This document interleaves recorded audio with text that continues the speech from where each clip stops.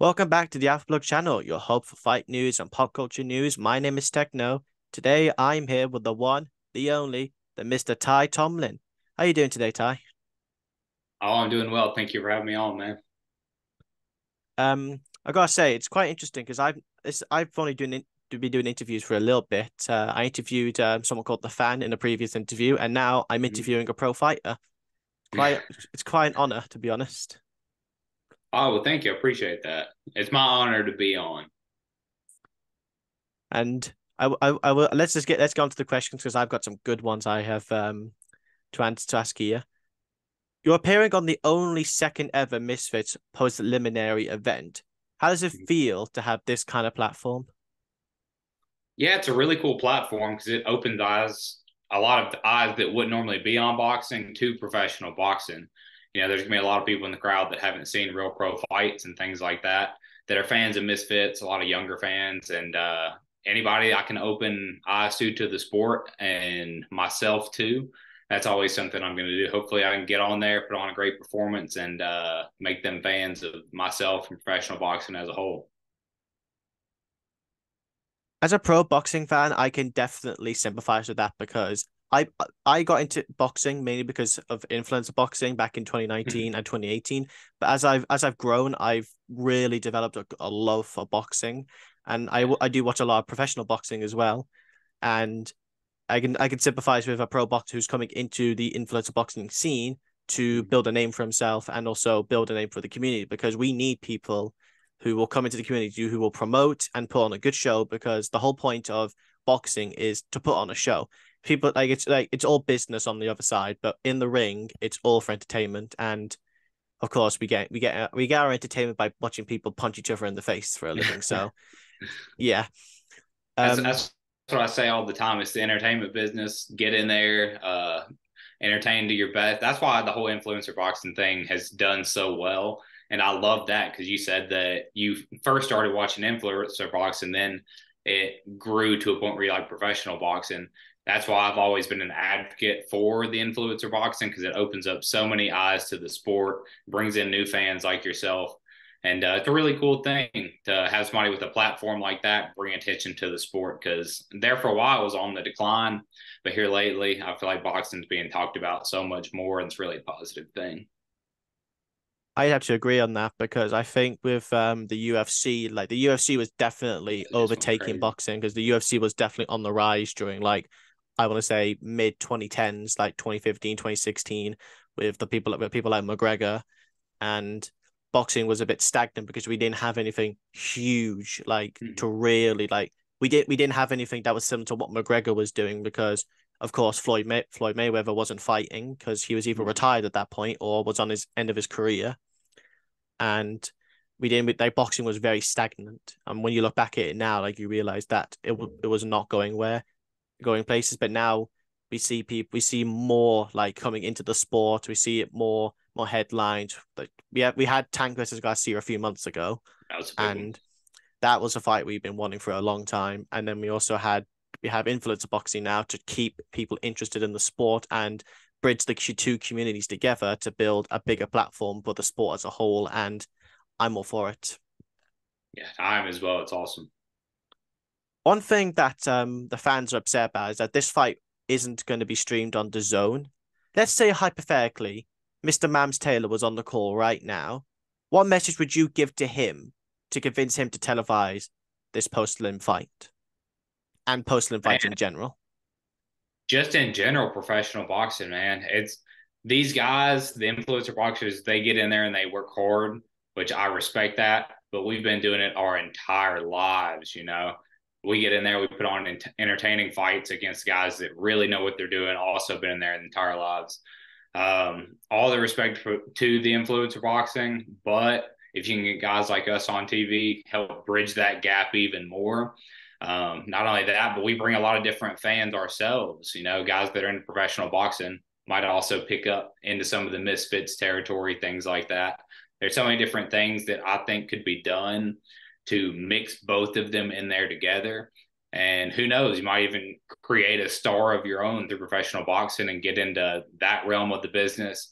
There's so many different ways it could go, but all of them being positive. I don't think there's a negative to it at all. And also just brings more attention, more people to your shows, brings in some of the old boxing community into the influencer boxing realm. I just don't think there's a negative to it. And also, it'd be really positive for all the professional boxers, really positive for everybody to see what the influencer boxers are striving towards. When influencer boxing first got started, a lot of guys didn't have a very high skill level, anything like that. But as they have trained more, they start to look a lot better. They start to look like some of us professionals in there.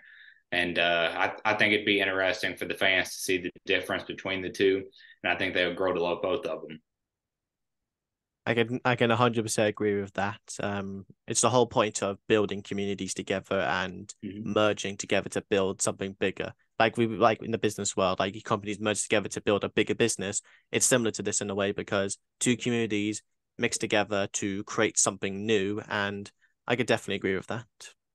Yeah, then you see some of these fights, they'll have a professional boxer against some of the influencer boxers. That way, they can kind of test themselves. I mean, look what happened with Jake Paul and Tommy Fury. Tommy Fury being more of a traditional boxer from a traditional boxing family, and what the crowd that was brought on that. So you could build some of these professional boxers and have some of the influencer boxers test themselves. Other way around, just the whole community gets to grow, and I think it'd be a great thing for everybody. I agree. Do you consider Abdel the person you're fighting against as a challenger, or do you see him as an easy fight in your opinion? Well, I learned one thing from my first career loss. No fight's an easy fight. You're getting in there against a professional fighter that has been doing this their entire life, has a winning record, is a known winner. He gets in there and he gets his hand raised most of the time. You can't underestimate anybody in this sport because you can take a loss. My first loss came because I underestimated the guy I was in there with a little bit. I thought I was just going to go in there and walk through him. And I didn't do the necessary things leading up to the fight that I needed to do to get in there and get my hand raised. So I learned from that. That's never going to happen again. And I am taking Abdel 100% seriously. I'm going to get in there and handle business. Agreed. After your fight against Abdel, will we see you on Misfits again? I would love that opportunity. If they like me, they want to have me again, I'll definitely be on. That's something I've talked to with my team a little bit. That's something I'm interested in, but haven't heard anything else further on that. Obviously, I have to get the fight out of the way, meet some people, shake some hands, figure it out. But as of right now, I'm looking at something either late September, early October. Can't say too much about it just yet, but it's supposed to be pretty big. We'll see if I have anything else with Misfits after this, though. Definitely an entertaining thought. Agreed. As we need everybody we can get, to be honest, because unlike Mm-hmm. professional boxing, we have a finite pool of people who will box, and that's why some of these cards and some of these fights might not make sense. Like in the short term, Mm-hmm. in the long term, they will make sense. Right. I'm gonna move on to a pro boxing question because I want to get into some pro boxing into this as you are a pro boxer. Let's Mm-hmm. say Tyson Fury versus Alexander Usyk were announced to be fighting right this second. Who would you put your money on? That's a fight everybody's been waiting for in the boxing community for a long time. And there's been Tyson Fury has so many antics, and that's why he's such a performer, such an entertainer, because even before the fight even is signed, there's so many antics that go on, so much entertainment people play into. He plays into it so well. If I had to put money on somebody, it'd be Fury, just because he's shown he got knocked down versus Wilder. He can take some crazy power and still get up, heart of a champion. And to be such a big guy, he moves so well. He's very technical. Usyk being as good of a boxer as he is, I don't think he's been in there with anybody that's as big, long, and fast as Tyson Fury is. So I would slightly give it to Fury, although Usyk is such a good boxer for his size, and he really packs a punch. But I'm going to lean Tyson Fury, just maybe 60-40.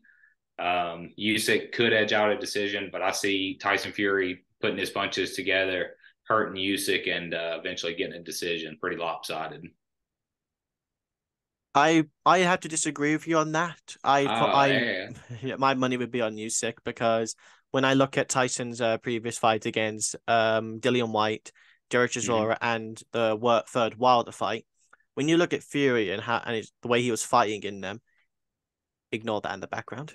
Um, yeah, he isn't as quick as he was as I've seen him previously. Like in the first Wilder fight, he was on light on his feet. He was moving around because you don't want to go flat footed against a Deontay Wilder, That's right. but you can go flat footed against the likes of like Chisora or White, and to an extent that third fight with Wilder. The difference is the window going in there with a much skilled boxer like an Alexander Usyk, you have to be on your feet because you can't stay flat-footed against a Mhm. Usyk. And the problem with that is Usyk's fight style is all about gassing his opponents out. We saw that in the AJ fight. So I probably put my money on Usyk, but I can understand why you'd think Fury. Yeah, you look at some of the versus Wilder, he has to be on his feet, has to be moving the whole time. And I think he underestimated the other two guys just a little bit and just wanted to go in there and get a win and kind of build towards his next fight. And sometimes I think guys get in lulls. I know in fights before when I felt like I just had the upper hand on a guy, I would do certain things and get in lulls in the fight. And I think sometimes that's what Tyson Fury has done. But when he's on edge, boxing like he's supposed to, he's one of the best heavyweights in the world. And it's just kind of hard to bet against him in my book. But regardless, I think it'd be a great fight for boxing. I'd have to agree. Um, but another quick pro boxing question. What are your goals for your boxing career right now? Where do you see yourself in a few years' time? Yeah, in the next 2 or 3 years, I want to fight for my first belt. I've been working up, building up from the absolute bottom. I started right here, not too far outside my hometown here in Tennessee. And I've built myself up to a 14-1 record. And I'm looking to pick up my 15th win, fighting on some bigger cards now. I want to start getting ranked within the organizations and building towards a title shot. And I think I can do that the next 2 or 3 years as long as I stay on the same track that I'm on. Yeah, like the whole goal of a boxer is to get the belts and so you can Yeah. cement your legacy. That's what you think about from the time you start boxing when you're a kid up until you start your pro career. Every step of the way is always another step. You're climbing another rung on that ladder towards getting a title. And I think I'm finally at a point where I can really put myself in a contender status over the next year or so, win a couple big fights, and that opportunity will hopefully bring itself to me. I could definitely understand that as a boxing fan, like you want to cement a legacy in the sport. You don't want to just be seen as a journeyman or a bum, and you want to be able to be seen as a great slash good boxer and potentially a great in the future. So Mm. I can definitely respect that. My next question: have you had a chance to look at the rest of the Misfits 008 card? Which of those fights excite you the most? I have looked at it just a little bit, but I haven't been as deep into the Misfits thing as much as I want to. So I haven't been able to see all of the fights. So I would ask you, as somebody that's not as knowledgeable in the Misfits world, what is a fight you're looking forward to that I can look out for when I'm there? Because I saw the whole 4x4 tag team thing that really interests me, but I've seen so many of the opponents moved around and things like that that I don't remember who all the fights are. So what's one that you're interested in and you can't wait to see? Because I'm going to keep my eye on that one. Um, Well, I am a little bit biased because I am part of the influencer boxing community first, pro boxing second. But Mm-hmm. if you want to get my opinion, probably Hassan versus Alan Belcher. Bare knuckle, See, but I did see that one. I've kept up with Hasim. He had that loss against Greg Hardy, right? yeah, So the guy weighed more like a dude's hundred massive. pounds. He weighed like a Yeah, hundred I don't know pounds how more. that. I don't know how they get that fight sanctioned and how they go through with that with the weight classes. But that one is definitely an interesting one just because both of those guys are they throw some leather, man. If it gets out of the third or fourth round, I'll be surprised. It's one of those fights where you're constantly waiting for somebody to land a big punch. Those always keep you on the edge of your seat and are always really entertaining. Agreed. Heavyweight boxing is just the heavier weights are always usually the most exciting fight when it comes to Mhm. power because we love to see people just flatlined on the floor. It's the same in the UFC. It's the reason why people loved Francis Ngannou and still love him Yeah. because if he hits you, you're going to sleep. Hmm. Um, I've got one last question for you here, and I want you to speak this in a first person. If have you got any final words for Abdel that you'd like to get off your chest? I don't have any final words specifically for Abdel. Just know that I am coming ready. I've had a great camp. Everything I have grown so much from fight to fight over the past 2 or 3 fights. I'm a better boxer than I've ever been. And I'm just coming ready to get my hand raised that night. So if he's in the way, he better get out of it. It's going to be a great night for me. Okay, then. Thank you, Ty. It's been lovely having you. Um, hopefully we'll see you again on the Alpha channel soon. And I'll say, let me just quick message to the viewers. If you want to keep up with the news and keep up to date with any news in boxing or in pop culture, subscribe to the Alpha channel. Our links to our socials will be in the description below. And any last words, Ty? No last words. Just tune in on June 22nd. Keep up with my fight. Check out my social media stuff, Instagram at underscore Todd Tomlin, Twitter at underscore Todd Tomlin. Keep up with my career and make sure to check out these guys because he's been awesome today. I appreciate you having me on. No problem, Ty. It's been lovely having you. To everyone watching, we'll see you July 22nd for Misfits at 08 and July 15th for Kingpin Tournament. Goodbye.